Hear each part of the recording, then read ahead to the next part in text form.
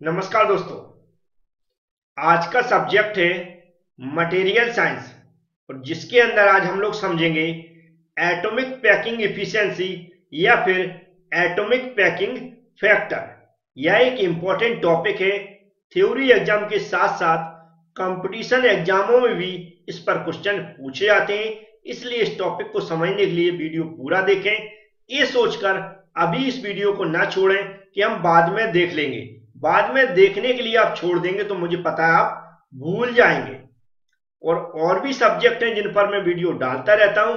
उन सभी सब्जेक्टों की प्लेलिस्ट की लिंक मैंने डिस्क्रिप्शन बॉक्स में दे रखी है। तो डिस्क्रिप्शन बॉक्स में जाने के लिए आपको वीडियो के नीचे मोर लिखा दिख रहा होगा, उस पर क्लिक कर दें तो डिस्क्रिप्शन बॉक्स पूरा ओपन हो जाएगा। वहां पर सभी सब्जेक्टों की वीडियो की प्लेलिस्ट की लिंक मिल जाएगी। तो चलते हैं, अब स्टार्ट करते हैं इस टॉपिक को। यहां पर लिखा एटॉमिक पैकिंग इफिशिएंसी। इसको दो तरह डिफाइन किया गया। पहला तो यहां पर जो डेफिनेशन लिखी है पहले मैं उसी को समझा देता हूं।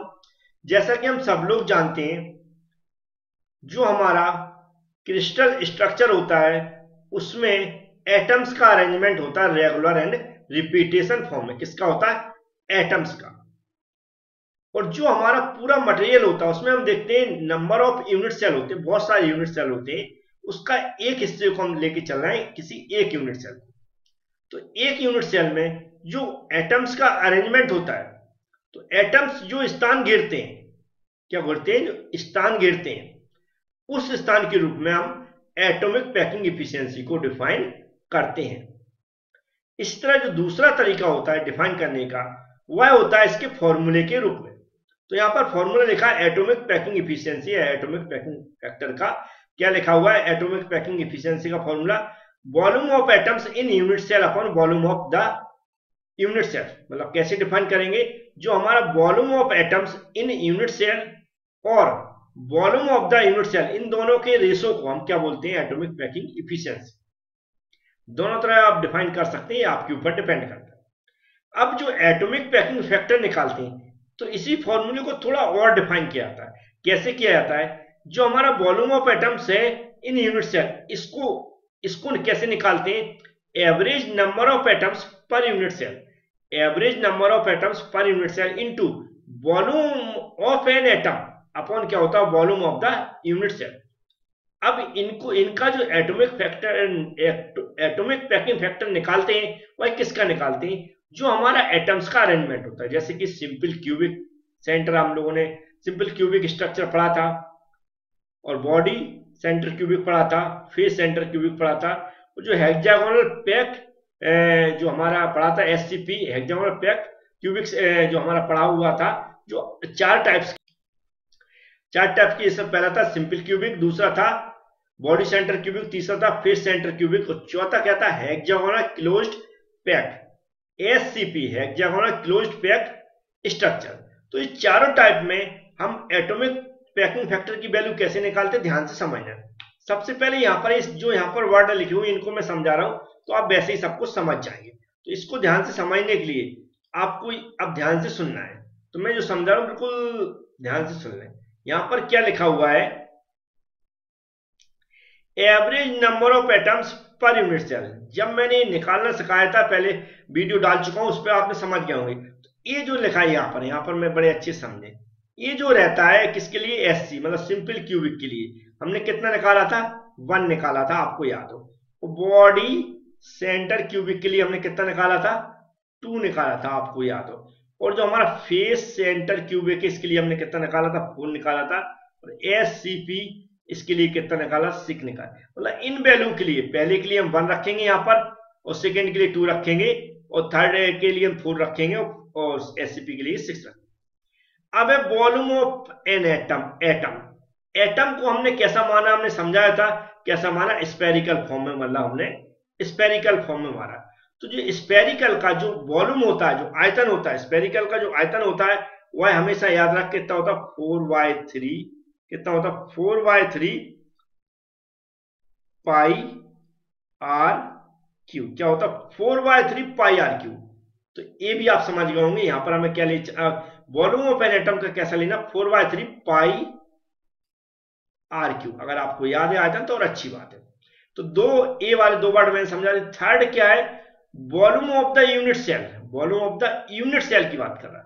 यूनिट सेल हमने कैसी पढ़ी थी, आपको याद हो, इस तरह की कुछ पढ़ी हुई थी, हम फिर से बना देते, थोड़ा सा आपको समझ में आ जाएगा। ऐसा कुछ हमने समझाया हुआ था, आपको याद हो, और यहाँ पर ऐसा जुड़ जाएगा, ये नीचे सीधा वर्टिकल आएगा, इधर जुड़ जाएगा, और इस तरह कुछ हमने यूनिट सेल पढ़ी थी। इस unit volume of unit cell निकालना है, तो हमने क्या देखा था, ये क्या होती है, इसकी एज होती है। तो हमने जो हमारा क्यूब घन के रूप में जाना जाता है, क्यूब या घन के, इसका जो आयतन होता है, वॉल्यूम होता हुआ क्या होता है, ए क्यू होता है। आपको याद होगा क्या होता है, ए क्यू होता है। तो यहां पर हमें ए क्यू लेके चलना है, यहां पर हमें ए लेके चलना है, यहां पर हमें ए लेके चलना है। अब तीनों के लिए, हम चारों के लिए अलग अलग कैसे एटॉमिक पैकिंग फैक्टर की वैल्यू कैलकुलेट करते हैं, अब आप आगे ध्यान से समझेंगे। तो पहला मैं यहां पर समझा रहा हूं, कौन सा है हमारा, सिंपल क्यूबिक। फर्स्ट क्या है, सिंपल क्यूबिक। आगे चलते हैं, समझते हैं वन बाई वन। तो पहला हम किसके लिए निकाला, सिंपल क्यूबिक के लिए, ऐसे हेडिंग डली हुई है। तो इक्वल की जगह फॉर्मूला यही रहेगा, इक्वल की जगह इक्वल लगा, जैसे हम average number of atoms per unit cell, जो हमारा सिंपल क्यूबिक उसके लिए 1 होता है, फिर मल्टीप्लाई लगा हुआ है। वॉल्यूम ऑफ एन एटम है, वॉल्यूम ऑफ एन एटम का जो फॉर्मूला मैं बता चुका हूं क्या है, 4/3 पाई आर क्यूब, यही है फॉर्मूला, 4/3 पाई आर क्यूब बटे में ए क्या है हमारा, ए क्यूब है। अब यहां पर ध्यान से समझें, इसको और सिंप्लीफाई कैसे किया जाता है। ये ए क्यू है जो मैंने ये समझाई हुई थी, तो हमने पहले भी समझाया था कि जो हमारा इस तरह का जो क्यू बना रहता है, अभी मैं समझा चुका हूं ऑलरेडी, इस तरह का कुछ बना था, मैंने समझाया हुआ था। तो इसकी एज ये रहती, लेकिन एटम्स ऐसे कॉर्नर पर जमे रहते हैं, ऐसे जमे रहते हैं। जैसे मान लो हम सिंपल क्यूबिक की बात कर रहे हैं, इसमें कैसे कॉर्नर पे ऐसे इस तरह के जमे रहते हैं। यहां पर हम क्या देखते हैं, जो एज रहती है, ए यहां से यहां तक की दूरी है, कहां से, यहां से यहां तक की दूरी, और एक दूसरे में ऐसे ये मिले हुए रहते हैं, ऐसे मिले रहते हैं। जैसे मान लो यहां का मैं बताऊं तो ऐसा होगा, और यहां पर ऐसा होगा। तो हाफ डिस्टेंस कितनी होगी इसकी, यहां से ये होगी, ऐसे सेंटर से यहां से, तो आर ए हो जाएगी, आर ए। मतलब जो हमारा टोटल ए होता है, ए होता है किसके बराबर होता है, 2r के बराबर होता है। आपको याद हो, ए किसके बराबर होता है, 2r के बराबर होता है। या इसको हम दूसरी तरह देख सकते हैं कि जो r इक्वल टू होता है, इसको जो एटॉमिक रेडियस हमने पढ़ी हुई थी, क्या पढ़ी थी, एटॉमिक रेडियस पढ़ी हुई थी। तो एटॉमिक रेडियस का आपको फॉर्मूला याद होगा शायद, नहीं है तो मैं बता देता हूं। तो इसके लिए जो एटॉमिक रेडियस मुझे याद आई, पढ़ा था r इक्वल टू, क्या पढ़ा था मैंने, ay2 पढ़ा था शायद, क्या पढ़ा था, ay2 पढ़ा था। तो ay2 हो गया। अब हमें इस r की जगह ay2 पुट करते हैं, या फिर इसको हम दूसरी तरह देख लें, तो a इक्वल टू यहां पर क्या हो जाएगा, 2r हो जाएगा। अगर हम इसको ऐसे मल्टीप्लाई कर दें तो ऐसे भी कर सकते हैं, कैसे भी कर सकते हैं, डायरेक्ट r की जगह a पुट कर सकते हैं, या फिर a की जगह a पुट कर सकते हैं। तो मैं यहाँ पर a की जगह पुट कर रहा हूँ, क्योंकि उससे कैलकुलेशन आसान हो रही। इस पूरी वैल्यू का एक में मल्टीप्लाई हो जाएगा, तो वही हो जाएगा 4/3 पाई आर क्यूब, नीचे क्या हो जाएगा, 2r की होल क्यूब। इसको और आगे अगर सॉल्व करेंगे तो 4/3 into pi into are cube वटे 2 का 3 बार करेंगे तो कितना हो जाएगा, 8 हो जाएगा, और नीचे क्या हो जाएगा, आर क्यू हो जाएगा। आर क्यू से आर क्यू कैंसिल हो रहा है, इस वैल्यू को इसमें मल्टीप्लाई कर दें पाई में, और 8 का डिवाइड कर दें। तो मेरे अकॉर्डिंग जो एस सी सिंपल क्यूबिक की जो वैल्यू आ रही है एटॉमिक पैकिंग फैक्टर की, वह आ रही है 0.52। कितनी आ रही है, 0.52। अगर इसी को हम परसेंटेज के रूप में देखेंगे तो कितनी हो जाएगी, 52% हो जाएगी। तो ये हमें एससी के लिए याद रखना है कि एटॉमिक पैकिंग फैक्टर कितना होता है, 0.52 परसेंटेज में 52। इस तरह हम किसके लिए निकालेंगे, बीसीसी के लिए। नेक्स्ट होता body centre cubic structure, BCC. Same formula यही रहेगा। यहां पर हम क्या करें, average number of atoms per unit cell कितने होते हैं, इसके लिए 2 होते हैं, याद रखें, इसके लिए 2 होते हैं। कैसे निकालते हैं मैं बता चुका हूं। फिर मल्टीप्लाई लगाएं, volume of an atoms, volume of atoms क्या होता है, 4/3 into pi into are cube upon volume of the unit cell, ये क्या होता है, ए क्यू होता है। बस हमें एटॉमिक रेडियस जो मैं निकालना सिखा चुका हूं ऑलरेडी वह याद होना चाहिए। तो जो हमारा बॉडी सेंटर क्यूबिक है इसके लिए जो एटॉमिक रेडियस हमने निकालना सीखा था, निकाल कर बताया था, ये निकला था लगभग हमारा ए रूट के अंदर 2 और पूरे का बटे 4, ऐसा कुछ निकला था। ए रूट के अंदर 2 और पूरे का बटे 4 ए निकला था। सॉरी यहां शायद 3 था ना, कितना था, 3 था। इसको मैं फिर से लिख देता हूं काट के साफ सुथरा, R is equal to A root के अंदर 3y4, ऐसा था शायद, ए रूट के अंदर 3y4। अब सही हो गया। अब हमें कुछ नहीं करना है, इसको हमें कहा यहां इस आर की जगह रखना है, तो इसको और एक्सपेंड करना है, 2 की जगह 2 रहने दें, 4 की जगह 4 रहने दें और बटे में 3 कर दें, इंटू पाई इंटू, अब इसको रखना है किसकी, आर की जगह, तो हम ब्रैकेट लगाना पड़ेगा, ए रखना पड़ेगा, रूट के अंदर 3 रखना पड़ेगा, बटे में पूरे के 4 रखना पड़ेगा, फिर इसको बंद करना पड़ेगा, फिर एक क्यू चढ़ाना पड़ेगा, याद रखें। फिर इसको ऐसे बंद करेंगे।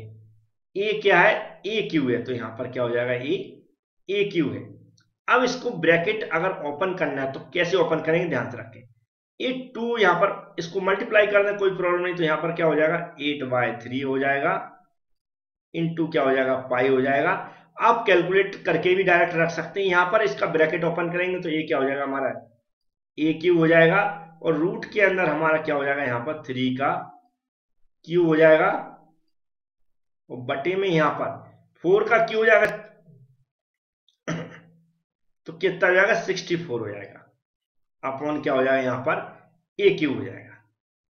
अब इसको इससे कैंसिल कर दें, बकाया आप कैलकुलेटर से कैलकुलेट कर सकते हैं बड़े आसानी से, तो बकाया वैल्यू, तो जो वैल्यू बच रही है इसकी वो आ रही 0.68, और परसेंटेज निकालेंगे तो 68 क्या हो जाएगा परसेंट हो जाएगा। तो ये जो आर की वैल्यू है मैं पहले निकालना सिखा चुका हूं, उनको आप सब अच्छे से याद कर लें। ये मैंने देखा नहीं था, तो शायद 2 हो गया था गलती से, लेकिन नेक्स्ट शायद एफसीसी की एटॉमिक रेडियस इतनी होती है इसलिए शायद हो गया था, तो आप सही करके आप याद कर लें इसको, सभी की एटॉमिक रेडियस याद कर लें, और average number of atoms per unit cell इसको भी आप याद कर लें सभी के लिए। अब चलते नेक्स्ट के लिए निकालते हैं। तो नेक्स्ट है face centre cubic structure. Formula उसी तरह से बनेगा, जो एवरेज नंबर ऑफ एटम्स होते हैं वह कितने होते हैं, इसमें 4 होते हैं, मल्टीप्लाई जो वॉल्यूम ऑफ एन एटम होता क्या होता है 4/3 into pi into R cube, बटे यूनिट सेल का जो वॉल्यूम होता हुआ है ए क्यू हो जाएगा। हमें सिर्फ रेडियस याद होना चाहिए, जो एफसीसी स्ट्रक्चर है उसकी जो एटॉमिक रेडियस है आर इक्वल टू होता है, ये जो होता है हमारा ए रूट के अंदर 2/4, कुछ इस तरह होती है, तो ये होता है एफसीसी के लिए। हमें सिर्फ क्या करना है, इस वैल्यू को पुट करना, तो पुट कर देता हूं मैं 4 into 4/3 into pi into bracket चालू करें, ए करें, यहां पर रूट लगाएं, फिर 4 लगाएं, इस तरह इसको बंद कर दें और क्यू चढ़ा दें। बटे में जो नीचे वाला ए क्यू है इसको लिखते हैं। इसका एक बार ब्रैकेट ओपन करें, तो ब्रैकेट ओपन कैसे करेंगे, यहां पर इसका मल्टीप्लाई कर दें तो कितना हो जाएगा 16 हो जाएगा, और बटे 3 हो जाएगा इंटू पाई हो जाएगा। चाहे तो इस वैल्यू को पूरी कैलकुलेटर से कैलकुलेट करके भी लिख सकते हैं, मल्टीप्लाई, इसका ब्रैकेट ओपन करेंगे तो ए क्यू हम बाहर ले लेते हैं, और फिर ब्रैकेट के अंदर क्या रहने देते हैं √2 का क्यू रहने देते हैं, और बटे में नीचे क्या हो जाएगा इसका भी क्यू कर लेते हैं, तो 4 × 16 64, तो 64 हो जाएगा, और बटे में क्या है हमारा ए क्यू है। ए क्यू को ए क्यू से कैंसिल कर दें ऐसा, और जो हमारा इक्वल में जो हमारा एटॉमिक पैकिंग फैक्टर आएगा किसके लिए, एफसीसी के लिए, वह जो कैलकुलेशन मुझे दिख रही है उसके अकॉर्डिंग जो आ रहा है वैल्यू आ रही है वह आ रही है 0.74, या फिर परसेंटेज में कैसे लिखेंगे 74%, इस तरह ये इसकी वैल्यू आ जाएगी।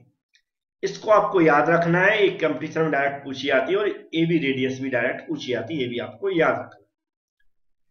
अब यहां पर अगर डायरेक्ट हम एससीपी की निकाल जाए, हेक्सागोनल क्लोज्ड पैक स्ट्रक्चर। अगर हम इसकी डायरेक्ट यहीं पर निकाल दें, ये फॉर्मूला आपको दिख रहा है इसी से, तो फॉर्मूला तो हमारा यही रहेगा, APF। हमारा एवरेज नंबर ऑफ एटम्स होते हुए कितने होते हैं, इसमें 6 होते हैं, इसमें SCP में, इनटू हमारा जो वॉल्यूम का फॉर्मूला वही रहेगा 4/3 इंटू पाई इंटू RQ बटे AQ। बस अब हमें SCP की जो रेडियस है वह याद होनी चाहिए। तो SCP की रेडियस क्या थी, AY2 थी, R इक्वल टू क्या थी, AY2 थी। अब यहां पर सिंप्लीफाई करने के लिए, क्योंकि इतनी सिंपल है यहां पर, तो ए की जगह वैल्यू निकालना, तो इसको इसमें मल्टीप्लाई कर दें, तो ए की वैल्यू हम यहां निकाल सकते हैं, क्या हो जाएगी, ये 2R हो जाएगी। ए इक्वल टू 2R हो जाएगी, तो इसको निकालना और आसान हो जाएगा। 6 into 4/3 into pi into RQ की जगह हम क्या लिख देंगे, 2R, और ऊपर ब्रैकेट में क्या चढ़ा देंगे, सॉरी ये RQ हम यहां पर इसको कट कर देता हूं, क्योंकि मैं R की वैल्यू नहीं रख रहा हूं, A की वैल्यू पुट कर रहा हूं। इसको मैंने सिंप्लीफाई कर लिया है A के रूप में, तो हम यहां पर R को जैसा कि तैसा रहने देंगे। 6 into 4/3 into pi into RQ को RQ रहने दें, बटे में यहां पर रखें A की जगह क्या रखेंगे हम, 2R, और ब्रैकेट में क्या चढ़ा देंगे, हम Q चढ़ा देंगे। इसको सिंप्लीफाई करेंगे तो इसको आप डायरेक्ट मल्टीप्लाई कर लें, या फिर डायरेक्ट पहले वैल्यू रख लें, 3 इंटू पाई इंटू RQ बटे में हो जाएगा 8 इंटू RQ। अब RQ से कैंसिल हो रहा है, जब RQ से कैंसिल हो जाएगा, ऊपर का कैलकुलेशन कर लें और नीचे वाले 8 का भाग दे दें, तो जो SCP की जो वैल्यू आ रही मेरे अकॉर्डिंग, जो हेक्सागोनल PQI आ रही, इसकी भी 0.74 आ रही, कितनी आ रही, 0.74। परसेंटेज में निकालेंगे तो 74% आ जाएगी। वैसे सब कुछ सही निकला, लेकिन लास्ट की थोड़ी सी हमने मिस्टेक कर दी, तो इसको भी आप थोड़ा सा कैंसिल कर दें। समय थोड़ा सा आपका 2 मिनट का और लगेगा, क्योंकि थोड़ी सी कई बार इसमें क्या है, जो हमने SCP का जो वॉल्यूम है ये गलत है, क्योंकि ये हेक्सागोनल क्लोज पैक है। हेक्सागोनल, ये जो हमने वॉल्यूम रखा था किसका रखा था, क्यूब का रखा था। जब मैंने एटॉमिक रेडियस निकाली थी वहां भी मैं थोड़ा सा मतलब देख नहीं पाया था, यहां भी मैं थोड़ी जल्दबाजी कर गया, तो इसको थोड़ा सा 2 मिनट और लूंगा मैं आपके, तो इसको थोड़ा सा आप कट कर दें अगर आपने नोट कर लिया है। ये जो वॉल्यूम है ये हमें किसका रखना पड़ेगा, क्योंकि इसका जो फॉर्म रहता है कैसा रहता है, हेक्सागोनल रहता है, जबकि ये हम किसका रख रहे थे, यूनिट सेल का रख रहे थे। तो FCC तक हमने सही निकाला है। अब SCP का मैं निकाल रहा हूं तो 1 मिनट और लगेगा मैक्सिमम, तो उसको भी आप देख लें। तो आप इसको ध्यान से समझ लें, जो मैं गलती से वॉल्यूम रख गया था उसको फिर से मैं सही कर देता हूं। यहां पर फेस सेंटर क्यूबिक स्ट्रक्चर की बात कर रहे हैं, यहाँ एवरेज नंबर ऑफ एटम्स वही रहते हैं 6, सही लिखा था हम लोगों ने, और जो वॉल्यूम ऑफ जो एटम है उसका जो वॉल्यूम वही रहता है, कितना होता है, 4/3 इंटू पाई इंटू RQ। ठीक है, इतने हम लोग सही थे। इसके बटे में हमें क्या लिखना था, volume of the unit cell. लेकिन यूनिट सेल कैसी थी इसमें, हम लोगों ने ऐसा पढ़ा होगा, चाहे हमने थोड़ा थोड़ा बता देता हूं, ऐसा है, आपको याद आ गया होगा। इस तरह हमारी पूरी हाइट थी नीचे, इस तरह है, और जी यहां पर डॉट डॉट में हो जाएगा, और नीचे भी इस तरह का हमारा क्या बना था, क्यूब, इस तरह कुछ था। तो ये जो हाइट रहती है इसको हम C के रूप में मानते हैं। इसका वॉल्यूम जो रहता है, जो इसका निकलता है कैलकुलेशन से, यहां पर मैं डायरेक्ट लिख रहा हूं, याद रखें, जो कैलकुलेशन से निकलता है वह जो कंप्लीट निकलता हुआ है मैं यहां पर लिख रहा हूं, ये निकलता 3A² sign 60 degree into C क्या होता है, ये हमारा हेक्सागोनल है उसकी हाइट होती है, ये हमारा वॉल्यूम निकलता है, नीचे पूरा वॉल्यूम लिख दिया। अब बस हमें कैलकुलेशन करना, तो कैलकुलेशन में भी थोड़ा सा और इसमें कुछ याद करना पड़ेगा, वो मैं आगे बताऊंगा। इसको यहाँ पर कैंसिल कर देते हैं, 2 हो जाएगा, तो यहाँ पर एक कितना हो जाएगा हमारा, 8 हो जाएगा, इंटू हो जाएगा पाई इंटू हमारा क्या हो जाएगा, RQ हो जाएगा। नीचे हम देखेंगे, अब यहाँ पर FCC की हमने रेडियस क्या पड़ी हुई थी, याद होगा आपको क्या पड़ी हुई थी, R = AY2। यहां पर एक ही अगर हम वैल्यू चाहिए तो क्या हो जाएगा 2r हो जाएगा, इसका इसमें क्रॉस मल्टीप्लाई हो जाएगा। तो हम एक ही वैल्यू यहां पर पुट कर सकते हैं, तो उसके लिए क्या लिखना पड़ेगा 3, एक ही जगह हमारा क्या हो जाएगा 2r है। 2r को अगर मैं यहां पर पहले डायरेक्ट लिख देता हूं, नहीं आप कंफ्यूज हो जाए, स्क्वायर हो जाएगा इंटू साइन 60 इंटू सी। अब इसको और आगे कैलकुलेट करेंगे तो 8 हो जाएगा इंटू पाई हो जाएगा इंटू हमारा आर क्यू हो जाएगा, और जो यहां पर बटे में है ये आपको दिख रहा है कितना 3, तो 3 को 3 रहने दें इंटू ये क्या है 2r है, तो क्या हो जाएगा 4 इंटू आर स्क्वायर, क्या हो जाएगा 4 इंटू आर स्क्वायर इंटू यहां पर क्या हो जाएगा साइन 60 डिग्री इंटू सी।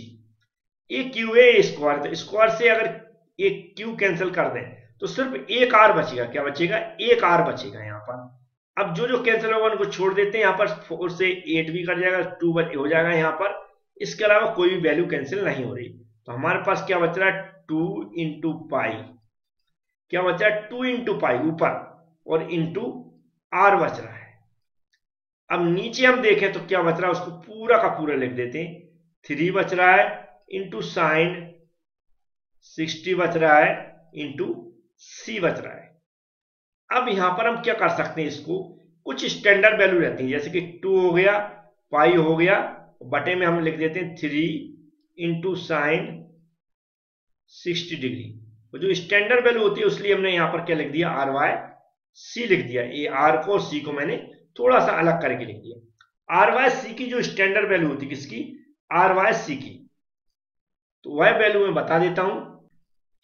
जो स्टैंडर्ड वैल्यू होती है याद रखें, तो इसको मैं यहां पर लिख रहा हूं, कैसे लिखेंगे 2 की जगह 2 रख दें, पाई की जगह पाई रख दें, और जो इसकी आर वाई सी की जो स्टैंडर्ड वैल्यू होती है वह होती 0.3006 होती है, और बटे में क्या हो जाएगा यहां पर सिर्फ क्या बचेगा हमारे पास सी और साइन 60 बचेगा, तो 3 रख दें, और साइन 60 की वैल्यू कितनी होती है कैलकुलेटर से आप देखेंगे 0.866। ये हमने सारी वैल्यू पुट कर दी। अब हमें सिर्फ क्या करना है, जो एटॉमिक पैकिंग फैक्टर है एस सॉरी ये किसके लिए, ये भी आप थोड़ा सा सही कर लें, हेडिंग डालना भूल गया मैं, ये किसके लिए निकाल रहे हैं हम, हेक्सागोनल क्लोज्ड पैक स्ट्रक्चर के लिए, हेक्सागोनल क्लोज्ड पैक स्ट्रक्चर के लिए निकाल रहे हैं। तो ये आगे जो निकल रहा है वह आ रहा है 0.74, या परसेंटेज निकालेंगे तो 74% आ रहा है। उम्मीद है ये भी आपको समझ में आ गया होगा, थोड़ा सा 2 से 3 मिनट आपके एक्स्ट्रा लगे, लेकिन आपको ये बहुत अच्छे समझ में आ गया होगा। Thank you friends.